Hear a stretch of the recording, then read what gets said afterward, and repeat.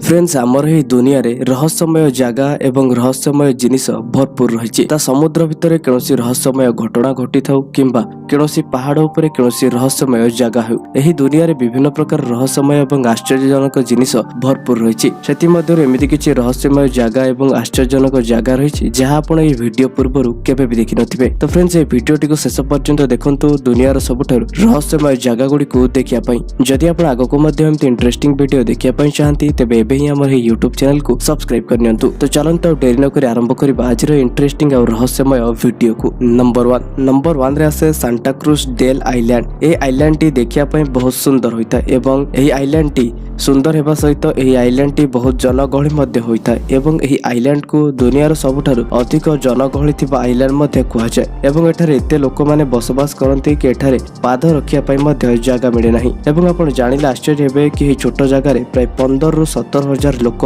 बसवास करथांती एवं एठाकर लोक माने साधारणतः एही समुद्र माछ धरि निजर जीवन यापन करथांती। नंबर 2 सेंट मिचेल दुनियार सबुठारु सुंदर एवं बड़ महल अटे एवं एही महल को दुनियार सबुठारु सुंदर एवं बड़ महल र मध्ये आख्या दिया जायछि एवं एही महल टी एते सुंदर अटे जाहाकु देखिया पई प्रति वर्ष लक्ष लक्ष लोक माने आसीथांती एवं एही सुंदर महल टी गभीर पानी भितर रहिछि एवं एही महल को जिबा पई सेतेबेले संभव हुए जेतेबेले पानी र लेवल बहुत कम थाए। एही महल को देखिया पई लक्ष लक्ष लोक माने प्रति वर्ष आसीथांती एवं कुहा जाय कि एही महल को हजार हजार वर्ष पूर्व निर्माण करा जायथिला एवं जहा भी कहंतु ना काहे कि एही महल निजर ही अजब डिजाइन एवं समुद्र भितर तयारी होइथिबा कारणरो बहुत फेमस अटे। Number 3 floating island. एहा मध्ये दुनिया रे एक सुंदर आइलैंड अटे एवं एही आइलैंड पेरू रे रहिछि एवं एही आइलैंड को पेरू रो लोक माने निज हाथ रे तयारी करछन। आपण माने सुनिथिबे मनुष्य माने अन्य जिनिस तयारी करिवार हेले पेरू रो लोक माने निज हाथ रे एही आइलैंड को तयारी करछन्ती एवं केवल सेतिक नहे आपण जानिले आश्चर्य हेबे कि पेरू रो लोक माने तयारी करिथिबा एही आइलैंड टी पानी ऊपर भासी थाए। आज्ञा हां पेरू रो लोक माने एही आइलैंड टी को घास द्वारा निर्माण करछन्ती जेउंति पई एही आइलैंड टी सब बेले पानी ऊपर भासी थाए एवं पेरू रो लोक माने एही घास तयारी आइलैंड ऊपर मजबूत होई निज घर मध्ये तयारी करथांती। आपण जानिले आश्चर्य हेबे कि पेरू रो लोक माने एही आइलैंड ऊपर 50 रु 70 जण घर करी बसवास करथांती जेउंतरा आपण अनुमान करि पारथिबे एही भासुथिबा घास रे तयारी आइलैंड केते स्ट्रांग अटे। एही आइलैंड को वैज्ञानिक माने मध्ये देखि आश्चर्य होई जायछन्ती। तो फ्रेंड्स कोन आपण केबे एही आइलैंड को ए वीडियो पूर्व देखिथिले कि कमेंट करी निश्चय जणांतु। नंबर 4